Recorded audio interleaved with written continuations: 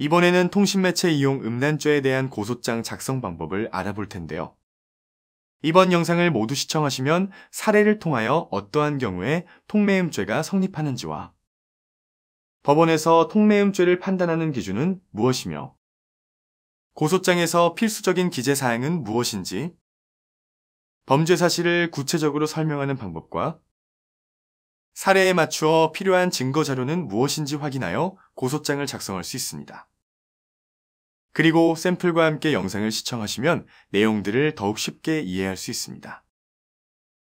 통신매체를 이용하여 나에게 성적 수치심을 준 사람도 처벌을 받을 수 있다는 것을 알고 계셨나요? 범죄를 당하게 되면 가장 먼저 형사고소를 생각하게 되지만 어떻게 해야 할지 몰라 스트레스로 더 고통스러워질 수 있는데요.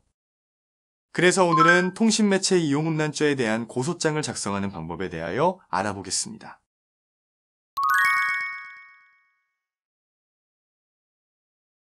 서울 양천구에 거주하는 20대 남모양은 2021년 7월 12일 오후 10시경 모르는 번호로 걸려온 전화를 받았습니다. 알 수 없는 번호로 걸려온 전화였기에 받지 않았지만 끈질기게 울리는 벨소리에 결국 남모양은 전화를 받았는데요. 상대방은 놀랍게도 1년 전에 헤어진 전남친 김모군이었습니다.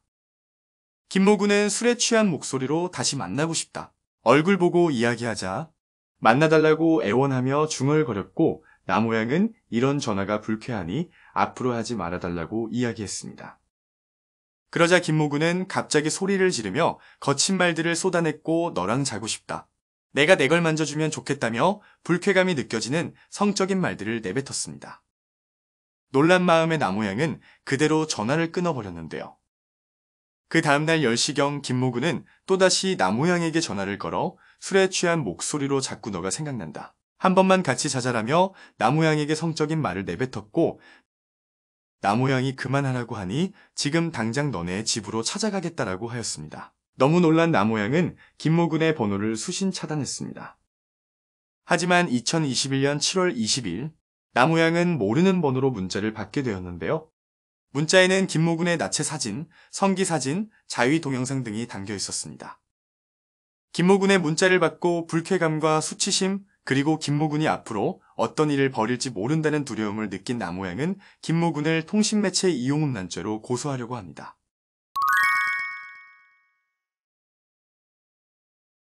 이번 사례처럼 김모군이 남모양에게 문자 메시지로 성적 수치심을 일으키는 사진과 동영상을 보낸 행위는 성폭력 범죄의 처벌 등에 관한 특례법상 통신매체 이용 음란죄에 해당합니다. 그렇다면 통신매체 이용 음란죄에서 말하는 성적 수치심이나 혐오감을 일으키는 것은 구체적으로 무엇일까요? 우리 대법원은 성적 수치심이나 혐오감을 일으키는 것에 대하여 피해자에게 단순한 부끄러움이나 불쾌감을 넘어 수치심이나 모욕감을 느끼게 하는 것이라고 판결하였습니다. 즉, 통신매체를 이용하여 타인에게 수치심이나 모욕감을 느끼게 하는 말이나 글, 사진, 동영상을 도달하게 하였다면 통신매체 이용 음란죄에 성립하게 됩니다.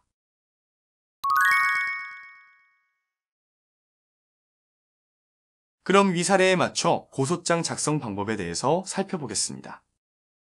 우선 고소장이란 범죄의 피해자 또는 고소할 권한이 있는 사람이 범죄 사실을 수사기관에 고소하기 위해 제출하는 서류입니다. 쉽게 말해 범죄의 가해자를 처벌해달라고 요청하는 서면인데요. 그렇기 때문에 고소장을 작성할 때는 가해자의 범죄 사실을 구체적으로 기재해야 합니다.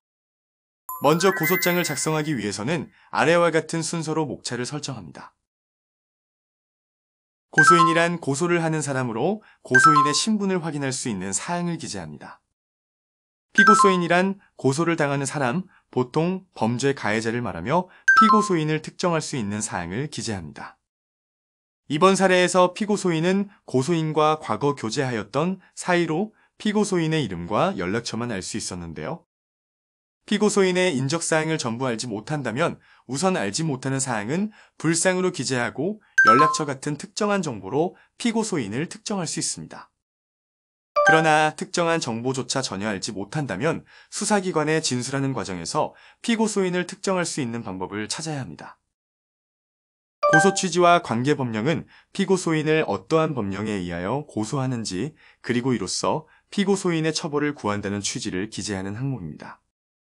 그러므로 이번 사례는 성폭력범죄의 처벌 등에 관한 특례법 제13조 통신매체 이용음란죄의 법령을 기재하였습니다.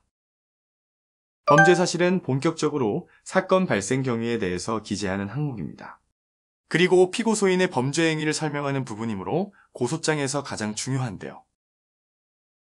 그래서 범죄 사실을 구체적으로 기재하기 위해서는 소목차를 만들어 정리하는 것이 좋습니다.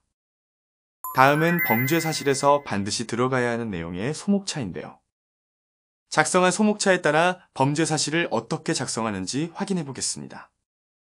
첫 번째로 고소인과 피고소인의 관계는 사건의 배경을 파악하기 위해 필요한 항목으로 고소인과 피고소인이 서로 어떤 관계인지 기재합니다.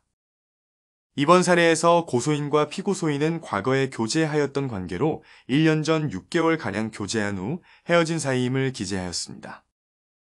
이 사건의 경위는 어떻게 사건이 발생하게 되었는지, 피고소인이 어떤 범죄 행위를 저질렀는지에 대하여 사건 경위를 구체적으로 작성하는 항목입니다. 이번 사례를 예로 들면 고소인이 피고소인으로부터 2차례 전화를 받았고 성적 수치심을 유발할 수 있는 말을 들은 사실, 피고소인에게 성적 수치심을 일으키는 사진과 동영상을 받은 사실, 그리고 고소를 하게 된 경위를 순서대로 기재합니다. 피고소인의 범죄 행위는 고소인에게 성적 수치심을 일으키는 사진과 동영상을 도달하게 하였으므로 통신매체 이용음란죄에 해당함을 설명하는 항목입니다. 그러므로 피고소인이 문자메시지로 고소인에게 어떤 사진과 영상을 도달하게 하여 성적 수치심을 느끼게 하였는지 상세하게 기재하였습니다. 고소인의 피해 상황은 피고소인의 범죄 행위로 인해 고소인에게 발생한 피해 상황을 기재하는 항목입니다. 성범죄 피해자들은 대부분 심각한 정신적 피해를 입게 되는데요. 이와 같은 피해로 진료를 받았다면 진단서 또는 진료 기록을 증거자료로 함께 첨부하여 피해 상황을 기재합니다. 그리고 이번 사례에서 고소인은 자신의 집 주소를 알고 있는 피고소인이 두려워 거처를 옮겨 생활하는 상황까지 발생하였는데요. 이러한 억울한 사정이 있다면 탄원서에 상세하게 기재하여 피고소인의 엄벌을 구할 수 있습니다. 소결론에서는 지금까지 기재한 범죄 사실들을 요약하여 고소인과 피고소인의 관계, 사건 발생 일시, 장소, 피고소인의 범죄 행위, 고소인의 피해 사실을 간결하게 기재합니다. 그리고 마지막 결론에서는 피고소인을 엄벌에 처해달라는 취지를 기재합니다. 증거자료는 피고소인의 범죄 사실을 입증하기 위하여 반드시 필요한 자료입니다. 이번 사례에서는 피고소인과 2차례 통화한 사실을 보여주기 위한 통화 내역을, 그리고 피고소인이 음란물을 보낸 사실을 보여주기 위해 문자 내역을 증거자료로 제출하였습니다.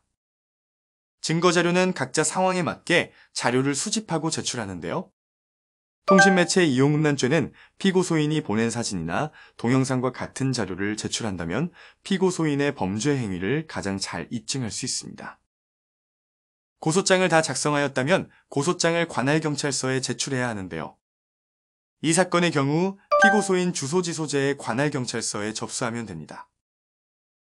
그러나 피고소인의 주소지를 모른다면 고소인의 주소지소재 관할경찰서에 접수하면 됩니다.